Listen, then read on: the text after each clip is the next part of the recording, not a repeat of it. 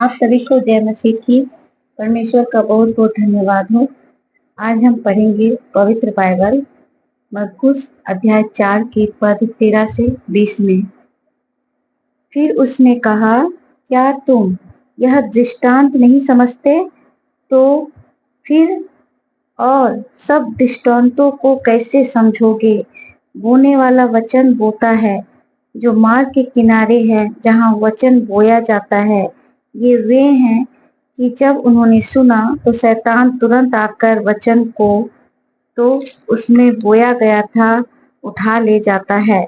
वैसे ही जो पथरीली भूमि पर बोए जाते हैं वे हैं जो वचन को सुनकर तुरंत आनंद से ग्रहण कर लेते हैं, परंतु अपने भीतर जड़ न रखने के कारण ये थोड़े ही दिनों के लिए रहते हैं। इसके बाद जब वचन के कारण उस पर कलेश या उपद्रव होता है तो वे तुरंत ठोकर खाकर गिर जाते हैं। जो झाड़ियों में बोए गए थे वे हैं जिन्होंने वचन सुना और संसार की चिंता और धन का धोखा और अन्य वस्तुओं का लोभ उसमें लगाकर वचन को दबा देता है और यह निष्फल रह जाता है।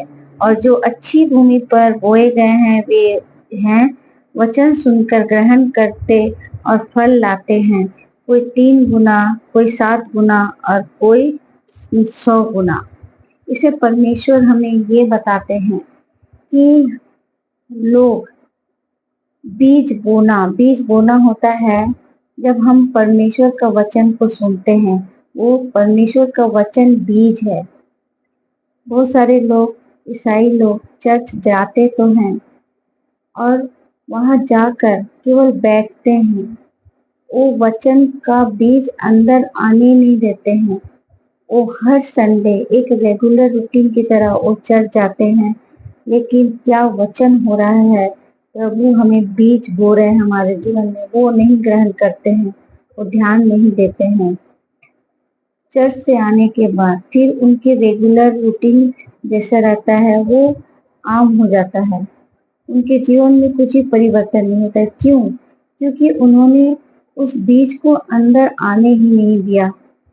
परमेश्वर के वचन को अंदर उन्होंने ग्रहण ही नहीं किया।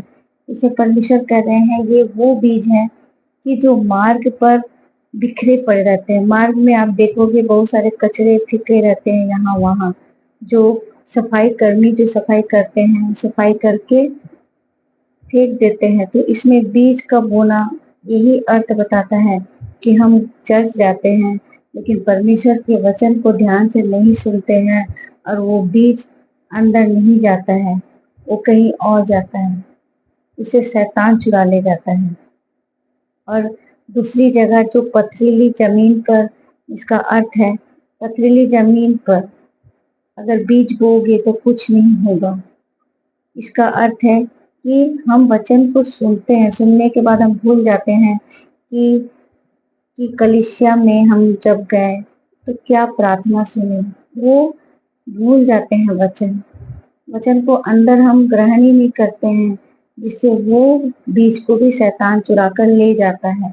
और झाड़ियों में बीज बोना का अर्थ है कि हम लोग चर्च जाते हैं, वचन को सुनते हैं लेकिन ध्यान नहीं देते, बस आनंद के साथ, खाली खुशी से, एक शौक से कि हम जा रहे हैं, चर्च जा रहे हैं, लोगों को बता रहे हैं, दिखा रहे हैं, देखो हम हर संडे चर्च जाते हैं।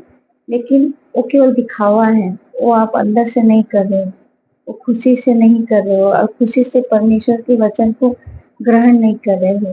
तो वो बीज, वचन का बीज आपके अंदर वो नहीं जाता है, उसे भी शैतान चुरा ले जाता है। आपके जीवन में हर तरह की चिंता और धन का बारे में सोचना, घर परिवार के बारे में सोचना, हर तरह का तकलीफ, वो सब की बस सोचते रहना, सैड रहना, ये सब आपके जीवन में होता है। क्यों होता है? क्योंकि बीज, वो वचन का बीज आपके जीवन में नहीं गया। और जब परमेश्वर का वचन का बीज हमारे भीतर जाता है तो हमारे जीवन में वो फल लाता है, 100 गुना, 10 गुना, 1000 गुना फल लेकर आता है हमारे जीवन में। अच्छे अच्छे कार्य होते हैं। इसलिए हम परमेश्वर से उनके वचन को ग्रहण करें। और जब हम वचन को ग्रहण करेंगे तो हम आगे बढ़ते जाएंगे, अधिक ऊंचाइयों पर चढ़ेंगे और हमारे जीवन में कोई भी समस्या नहीं होगी। इसलिए हम जब भी चर्च जाएं तो परमेश्वर के वचन का आदर करें। जब हम परमेश्वर के वचन को आदर करेंगे तो हमारे जीवन में भी परमेश्वर हमें आदर देगा, वो सम्मान देगा। इसलिए लोगों को और सभी लोगों को आप ये बताएं कि आप चर्च जा रहे हो केवल दिखावा के लिए नहीं, प्रार्थना कर रहे हो केवल दिखावा के लिए नहीं, वो अंदर से होना चाहिए, एकदम मन से होना चाहिए। जो चीज आप कर रहे हो खुशी से कर रहे हो, परमेश्वर के लिए कर रहे हो। और जो भी वचन बताते हैं वो वचन का बीज आपके अंदर लाना है। जब आप वचन के बीज को अंदर लाओगे तो उस बीज से अंकुर होगा, वो फल लाएगा, जीवन में बढ़ोतरी लाएगा और शैतान वो चुरा नहीं पाएगा। जब वो बीज अंकुर होगा, फलवंत होगा हमारे जीवन में, तो हम क्यों शैतान को वो मौका दें कि बीज चुरा ले, या हमारे जीवन में हम कुछ ऐसे क्या करें जिससे शैतान को हम आने की अनुमति दें। बिल्कुल नहीं। हम मसीही लोगों को वचन का बीज बोते रहना है, अपने अंदर ग्रहण करना है। और जब हम कलीसिया जाते हैं, चर्च जाते हैं, बातचीत करते हैं, पास्टर ने जो कहा हमें बताया, तो आप एक दूसरे को उसके बारे बताएं, समझाएं, परमेश्वर के बारे में बताएं, प्रभु यीशु मसीह के बारे में बताएं कि चर्च में आज किस वचन को बताया गया, उसके बारे आप बातचीत करें। ना कि चर्च से आने के बाद लोग बस यहाँ की बातें वहाँ की, या उसकी शिकायत, एक दूसरे की शिकायत, या तो व्यक्ति मिलकर उल्टी सीधी बातें करना, फिर गालियां देना, ये सब कुछ फायदा नहीं है। जब आप चर्च जा रहे हो, कलीसिया जा रहे हो, आप अपने प्रभु के वचन को बीज जो है अंदर आने नहीं दे रहे हो, आप बीज को ग्रहण नहीं कर रहे हो, तो आपका जीवन में शांति कैसे आएगा, आपका जीवन परिवर्तन कैसे होगा। आपका जीवन का परिवर्तन तभी होगा जब आप उस वचन के बीज को अपने भीतर आने दोगे। जब आपका वो बीज, वचन का बीज अंदर आएगा तो प्रभु आपके जीवन में बहुत बड़े बड़े कार्य को करेगा। इसलिए केवल नाम मात्र के लिए या दिखावा के लिए ये नहीं कि हम ईसाई हैं तो हम चर्च जा रहे हैं, हर संडे चर्च जाते हैं, लोगों को बताया करोगे कि हम चर्च जाते हैं, हमने कभी भी ऐसा कोई संडे मिस नहीं किया। बहुत लोग हैं जो बोलते हैं मैं कोई भी संडे मिस नहीं करता हूँ, हर संडे चर्च जाता हूँ। हाँ, वो जाते हैं केवल दिखावा के लिए, और जाएंगे, तालियां बजाएंगे, गाना गाएंगे सब, लेकिन फिर चर्च से आने के बाद फिर उनका रवैया वही रहता है, लोगों से गुस्से में बात करना, गालियां देना, यहाँ की बातें वहां करना। तो इससे कोई फायदा नहीं हुआ, उसके जीवन में बीज नहीं आया, बीज वो ग्रहण किया ही नहीं, वचन को ध्यान से सुना नहीं कि आज प्रभु ने क्या बातें कही है, क्या बातें बताई है। उन्होंने दिल से उस वचन को ग्रहण नहीं किया है, तो शैतान उसके जीवन में वो बीज को चुरा लेता है। शैतान भी खुश हो जाता है कि चलो ये केवल फॉर्मेलिटीज कर रहा है, वो जा रहा है चर्च, लेकिन वो प्रभु के काम को आगे नहीं बढ़ाएगा। शैतान अच्छी तरह जानता है, तो इसलिए शैतान को क्यों मौका दे। हम जाए कलीसिया, वहाँ प्रार्थना सुने, प्रार्थना का जो भी वचन है, प्रभु का वचन है जो हमें देते हैं, उसे हमें हृदय में लेना है, ग्रहण करना है, और लोगों को ये बताना है कि चर्च में आज क्या क्या बातें हुई, प्रभु के बारे में प्रभु ने क्या वचन दिया है, एक दूसरे को बताना है, ना कि यहाँ वहाँ की बातें करना है।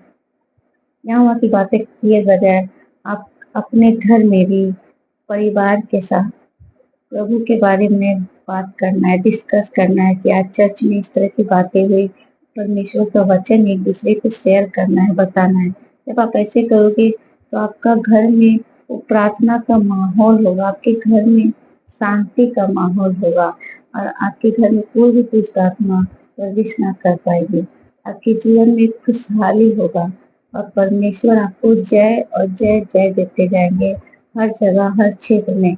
आप कहीं भी जाओगे, कोई भी परीक्षा में नहीं पड़ोगे, और जो भी प्रॉब्लम आएगी वो तुरंत हट जाएगी आपके जीवन में, वो रहेगी नहीं। क्यों? क्योंकि आपने जब परमेश्वर के बीज को ग्रहण किया है तो आपके जीवन में 10 गुना, 100 गुना, 1000 गुना उन्नति लेकर आएगा। और आप जब प्रभु के वचन को सुनोगे और लोगों तक प्रभु के वचन को बताओगे, समझाओगे, आप जितने बोलोगे, जितना बोलोगे एक दूसरे से, आपके जीवन में आशीष से 10 गुना, 100 गुना, 1000 गुना आते रहेगी। इसलिए परमेश्वर के वचन को अंदर आने दे और परमेश्वर के वचन के बीज को बोना है और लोगों को बताना भी है कि परमेश्वर के वचन के बीज को बो, जितना बोगे उतना ही तुम्हारे जीवन में लाभदायक चीजें होंगी और तुम्हारे जीवन में शांति आएगी, बहुत कुछ अच्छा होगा। तो परमेश्वर के वचन का आप सब आदर करें और लोगों को ये भी बताएं कि परमेश्वर का वचन को आदर करें।